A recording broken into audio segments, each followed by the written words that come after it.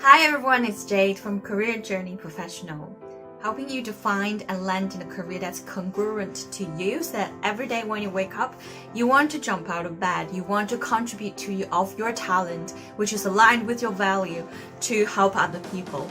Today I want to talk about a topic which again has came up several times with my client recently, which is why do people don't like corporates, or what sort of people probably don't really fit into corporate.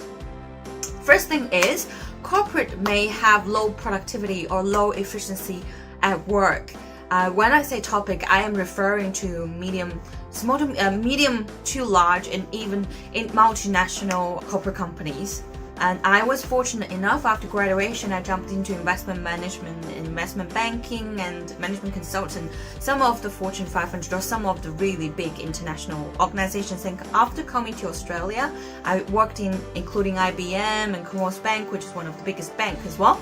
So having those experiences, I realized that when a company grows really big, when they're at a certain scale, so whenever there are new people coming in, or to be able to ensure the communication or the standard of their services, there are a chunk of your time that's taken out for communication, for meetings, for setting up systems, for paperwork, for data entry, for red tapes, for registration, or even just training, bringing people on board. All those things is actually taking up a lot of our time, a lot of time that you're actually sitting down, which is why, leading to a previous article that I shared, average Australian people who work in a corporate is only working, when we're talking about 8-hour workday, you're probably only working 3 hours. I mean, of course, the other times you're probably browsing Facebook or doing online shopping or your personal things, but if you're working in a corporate, you probably know what I'm talking about. You do have to spend a lot of the time doing the paperwork, do the communication, set up the system. Sometimes the password for IT system just doesn't work. A lot of these things. So it is possible that you have lower productivity or efficiency, which is now that we can see the employment trend, or the job market is shifting into more contractors, casual work, part-time.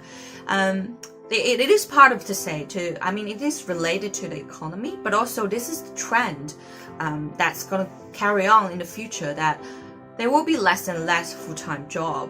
And the downside is there's less security, but the good side is there's more flexibility, and you have to be more competitive and more productive in that way. And a corporate organization may not be necessary in the future as well.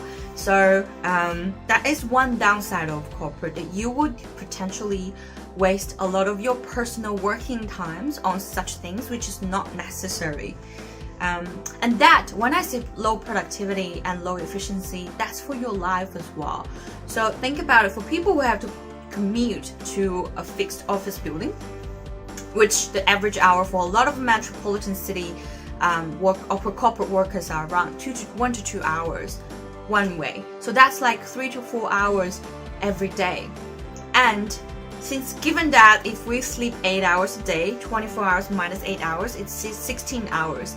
And you're working 8 hours, 1 hour for lunch, and then 3 to 4 hours commuting. You don't have much time left for yourself. That means low efficiency for your personal life as well. There's not much time left for your interests, for your hobbies, for your loved ones, for your pet, for grooming yourself, for loving yourself.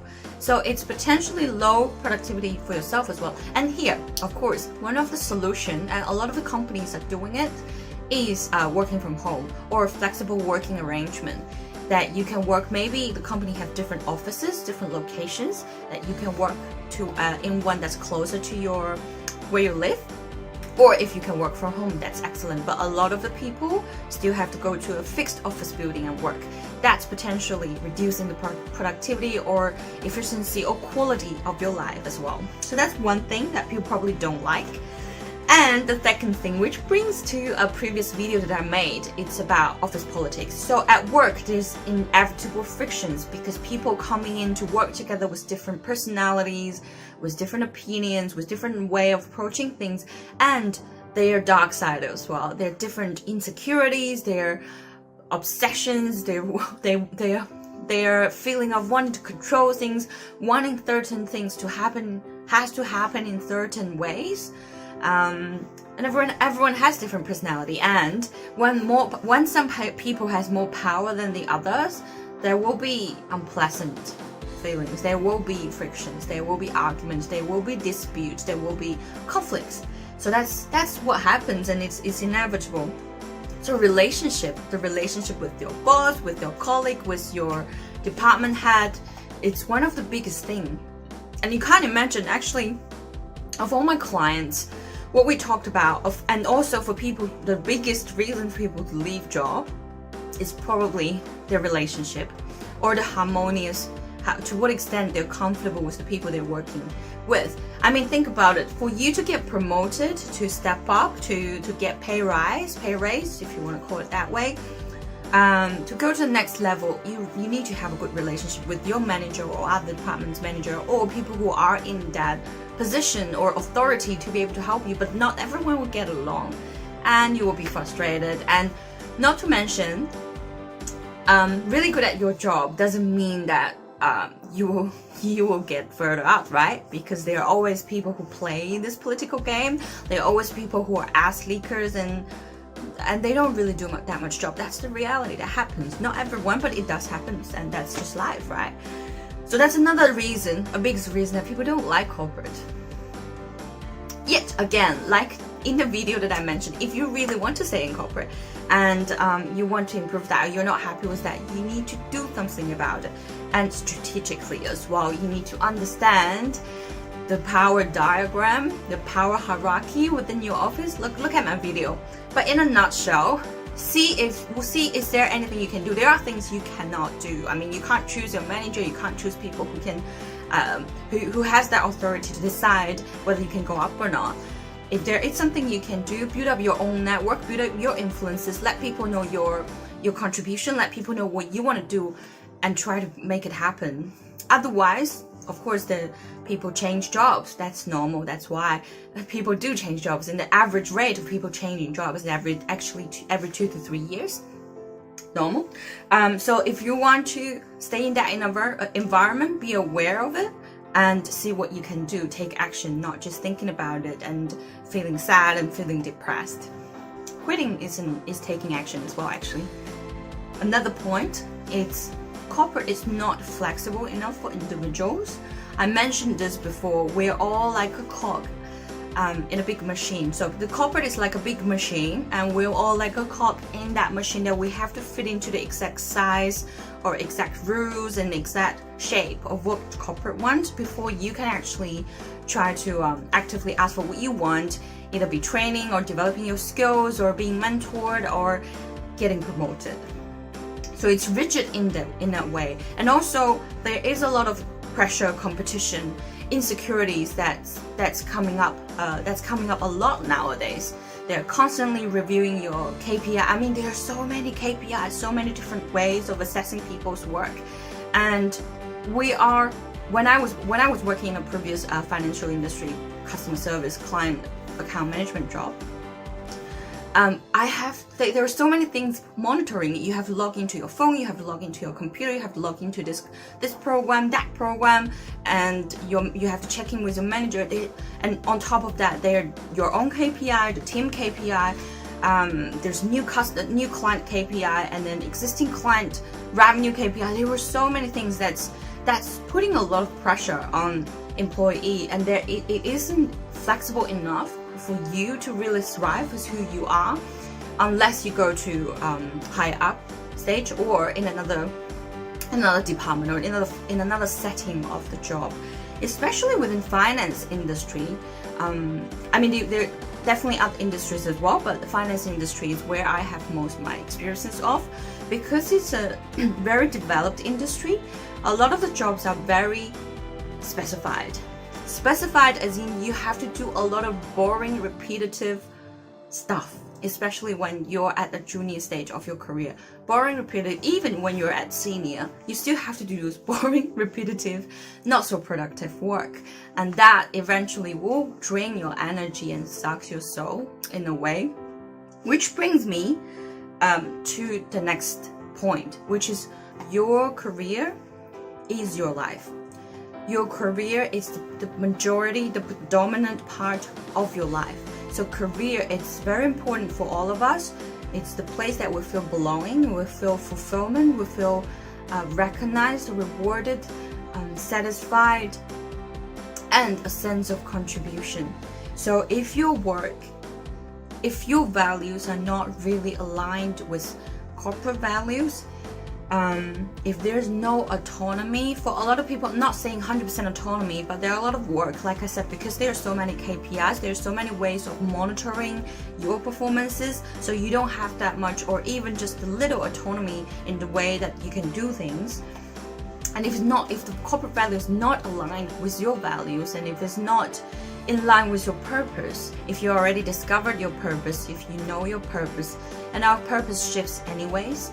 For example, again, a client of mine and a previous client and myself as well. When you're working in the client account management realm, sometimes you have to lie to a client because the company is not sufficient, because the departments are not communicating effectively, because somebody else is doing a bad job, or it's just the industry norm. That is not aligned with me. It's not aligned with a lot of people. It's not integrity. It's not professional. But that's just how corporate works sometimes. And so if you're not aligned with those values, and it's not serving a purpose for you, for your life, for you to help people or help people with integrity, it's gonna suck you dry. You are not gonna like corporate. And also we are working to grow, to go to the next step, to reach a goal. If you're not developing the skills that you wanted to develop, if you're not really, or seeing the hope that you can eventually do what you want to do, or having that exposure to what you wanted to expose to, be it client, products, services, or lines of work, there's no hope and there's no point. And so much of the work that we're doing doesn't seem to matter to us personally. You don't even get to see the big picture. You're stuck in a very narrow, specified role, doing repetitive, boring work with sometimes not so good relationships, and you cannot see a future that fulfills your purpose or your future vision. That's not good. It's getting a bit heavy, but that's my point. That's why corporate is not for everyone. And when you look around, I remember I saw this research saying 60 to 80% of corporate workers are not happy at their job. It may not be that high percentage, but when I looked around, when I was working back in corporate, I knew it wasn't for me. It wasn't flexible enough. I could do the job much quicker, but I would still have to be stuck in that office, in that cube. I couldn't do my own things. I have low quality of my own life. But you can choose to work in a flexible working environment or arrangement, and if you still choose to work in a corporate, there are ways to work it out. So I'm gonna shout out. So that was a quick summary, and there are a lot of personal opinion as well. It's just my personal opinion. If you don't like it, you don't have to watch it, and don't take it offensively. But I'm only gonna shout out to people who maybe feel similar feelings, or who do agree, or maybe they're thinking about the same thing. I want to shout out to you. Is there really no way to solve those situations, like productivity, wasting time on meetings, on unnecessary stuff? And if you've been changing job and you're still not happy, and you know the reason that you're not happy falls into the categories that I mentioned before, ask yourself, is corporate really the way for you? Is that the only way? I know a lot of people think that's the only way out, but is it really? And if it's not, what are the other possibilities for you? Because they are a lot, and it's amazing. Okay, I'll leave that question to you. Again, if you have questions, and if you want to work one-on-one with me, reach out to us. Leave a like, subscribe, and I'll see you in the next video.